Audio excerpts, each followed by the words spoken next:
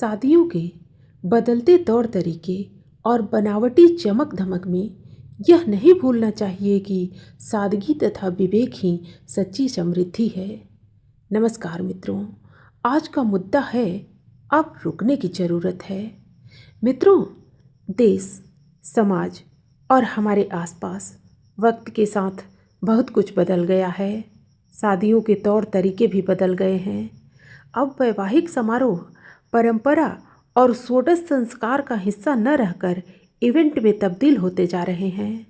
शादियाँ कभी हमारे घर आंगन की रौनक होती थी।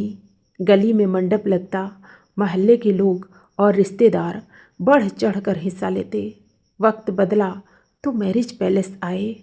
इससे लगा कि परंपरा अब आधुनिकता से हाथ मिलाएगी, लेकिन वक्त तो और भी आगे बढ़ता चला गया और शादियाँ अब घरों व मैरिज पैलेसों से निकलकर शहर से दूर दराज के महंगे रिजॉर्टों की चहारदीवारी में पहुंच गई है। शादी के 2 दिन पहले परिवार के साथ ही कई मेहमान भी रिजॉर्ट में शिफ्ट हो जाते हैं।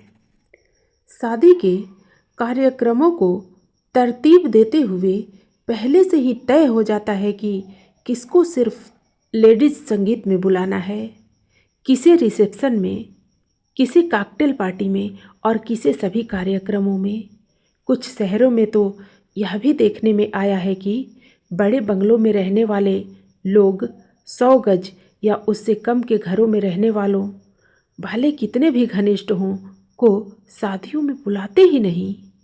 आमंत्रण की इस पैमानेबाजी से शादियों में अपनेपन की भावना लगभग खत्म हो चुकी है।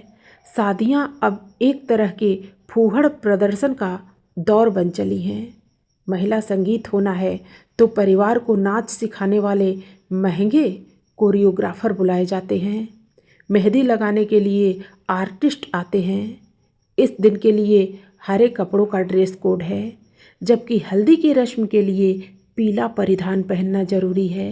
ऐसा न करने वालों को हिकारत भरी नज़रों से देखा जाता है।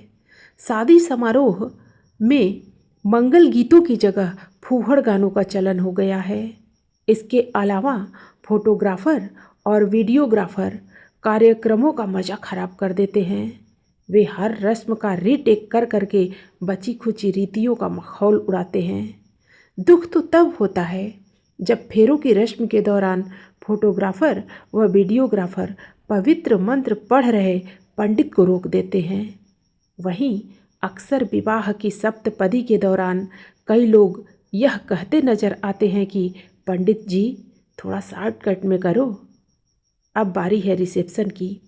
पहले वरमाला परिवारों के परस्पर मिलन, अपनेपन और हंसी ठिठोली के बीच होती थी। आजकल दूल्हा दुल्हन को धुएं की मशीनों और नकली आतिशबाजी के बीच अकेला छोड़ दिया जाता है और इसके बीच ही वे फिल्मी अंदाज में एक दूसरे को वरमाला पहनाते हैं। इसके साथ ही स्टेज के पास एक स्क्रीन लगाकर उसमें प्री वेडिंग शूट की निर्लज्जता की हद तक शूट की गई वीडियो चलती रहती है। सबसे बड़ी बात यह है कि वरमाला कभी सनातन विवाह संस्कृति का हिस्सा नहीं रही है। यह तो राजा महाराजाओं की परंपरा थी, लेकिन यह परंपरा आज हमारी सनातनी शादियों में 7 फेरों से भी प्रमुख हो गई है। परंपरा के मुताबिक वरमाला के बाद फेरों का कोई औचित्य नहीं रह जाता है, लेकिन यह कोई समझने को तैयार नहीं। बहरहाल, जो परंपराएं कभी सादगी, मर्यादा और मंगल कामनाओं से जुड़ी थीं, वे सब अब भोड़ी और निर्लज्ज प्रदर्शन बन चली हैं। पहले बारातियों को जनवासे में और घराती नाते रिश्तेदारों को घर पर ही या पास पड़ोस के घरों में रुकवाया जाता था। सब आपस में घुलते मिलते थे। इससे संबंधों में और प्रगाढ़ता आती थी। लेकिन अब रिसॉर्ट में प्रत्येक परिवार अलग अलग कमरे में ठहरता है। न किसी को बरसों बाद किसी नए से मिलने की चाह और न रिश्तेदारों से बात करने की उत्सुकता। हजारों वर्षों से चली आ रही हमारी सभ्यता को दूषित करने का बीड़ा ऐसे ही तथाकथित आधुनिक और संपन्न वर्ग के लोगों ने उठा रखा है। मांगलिक कार्यों में मांस मदिरा, राक्षसी वृत्तियों का चलन बढ़ गया है। शनै शनै मध्यम वर्ग भी इस कुप्रवृत्ति से जुड़ता जा रहा है।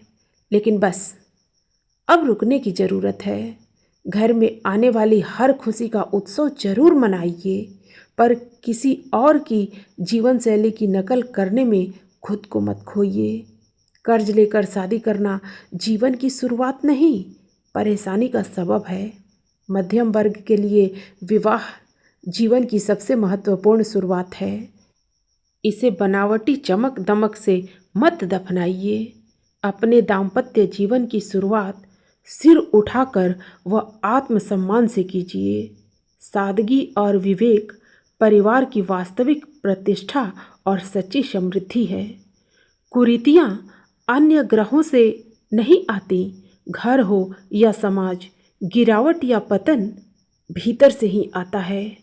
मित्रों, फिर मिलते हैं अगली प्रस्तुति में नए प्रसंग के साथ। धन्यवाद।